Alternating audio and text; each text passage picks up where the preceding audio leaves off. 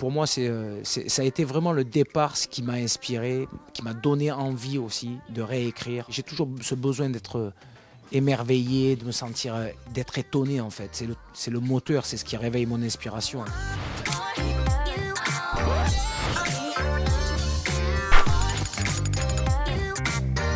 Je dirais que le point de départ du disque, le fil rouge en tous les cas, ça a été en écoutant un mix dans le sud de la France, chez moi en Provence, un mix de César et Évora. J'écoute une musique capverdienne et puis là j'entends une voix mais qui me hante. C'est celle de Sezani Pires.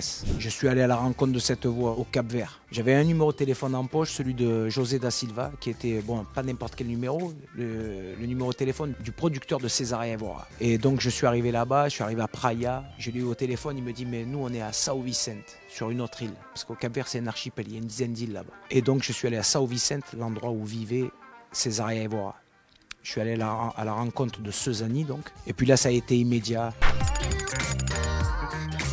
Ça a été très naturel. Forte personnalité, on s'est posé ensemble, je suis allé l'écouter jouer, faire des concerts, et puis on s'est posé, on a commencé à faire de la musique ensemble. De là est né Pays des Merveilles. En créole capverdien, elle dit dans le refrain de Pays des Merveilles qu'elle a grandi dans un univers où elle était très loin du luxe, il lui manquait énormément de choses, mais qu'il y avait de l'amour à gogo. Et de là, je suis parti, et j'ai écrit ce truc-là, Pays des Merveilles. Pour moi, ça a été vraiment le départ, ce qui m'a inspiré, qui m'a donné envie aussi de réécrire. J'ai toujours ce besoin d'être émerveillé, de me sentir, d'être étonné en fait. C'est le moteur, c'est ce qui réveille mon inspiration. Sincèrement, je connaissais César et Évora, ses chansons, ses duos avec Salif Keita, parce que c'est une musique qui me parle. Mais là-bas, ça a été une vraie découverte pour moi. Sezani, on fait cette chanson-là. Ce qui est magnifique, c'est que j'enregistre avec Sezani à São Vicente, dans un sous-sol, dans 20 mètres carrés. C'est dans ce studio que César et Évora a enregistré. Enfin voilà, moi, c'est quelque chose qui me nourrit. Et puis l'inspiration, ça a réveillé plein de choses chez moi. De là, j'ai écrit Trop vieux pour être jeune, mais trop jeune pour être vieux. Avec une phrase qui est écrite en créole capverdien dans cette chanson-là aussi, qui dit « Agna camin soda d'esperanza ». Sur le chemin entre l'espoir et la nostalgie.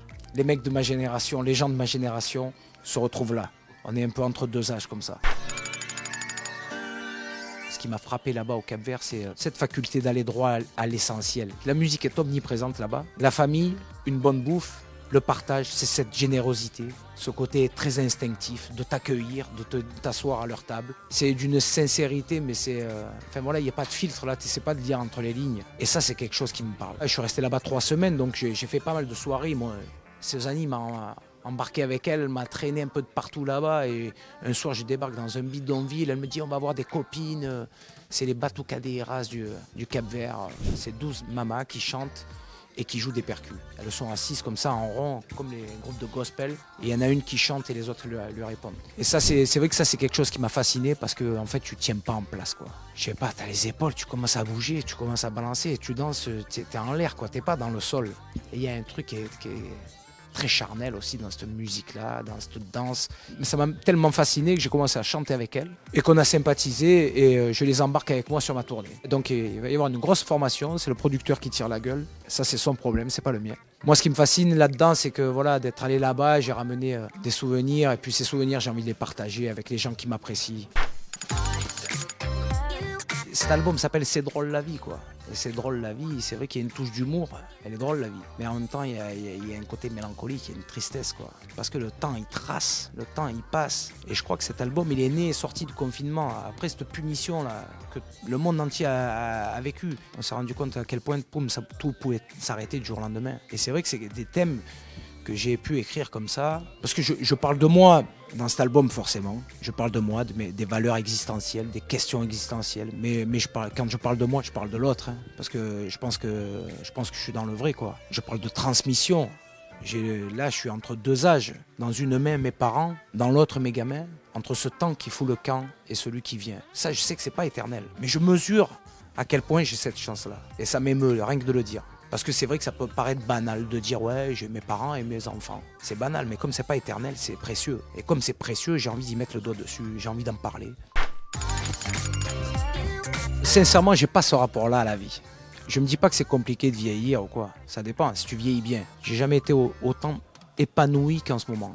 depuis quelques années. Pour plein de raisons. Pour celles que je viens de citer déjà, et puis parce que je relativise quoi. Et c'est aussi pour ça que j'ai souvent du mal à parler de mes chansons, parce qu'il y a un côté très sérieux. Quand tu racontes, ça reste que des chansons, sauf pas des vies. Mais à travers mes chansons, par contre, j'ai envie de parler de choses qui me tiennent à cœur et de partager ces valeurs-là. Parce que c'est créer du lien avec les gens qui m'entourent, les gens qui viennent me voir sur scène, parce que je trouve que c'est magnifique quoi, de rassembler. Il n'y a rien de plus fabuleux que ça, quoi, de me sentir utile.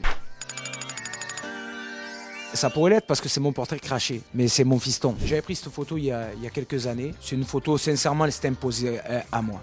J'appelle cette chanson C'est drôle la vie, parce que je parle du temps qui passe, je parle de transmission. Et je sais pas, j'ai cette photo de mon fils Marcel qui est là, où il a le regard au loin comme ça. Déjà, pour plein de raisons, j'ai choisi cette photo. C'est mon portrait craché, mais je crois qu'il ressemble encore plus à ma mère qu'à moi sur cette photo. Et je sais pas, il regarde au loin comme ça. Et lui, il a rien demandé pour être là. Je me vois moi aussi, quoi.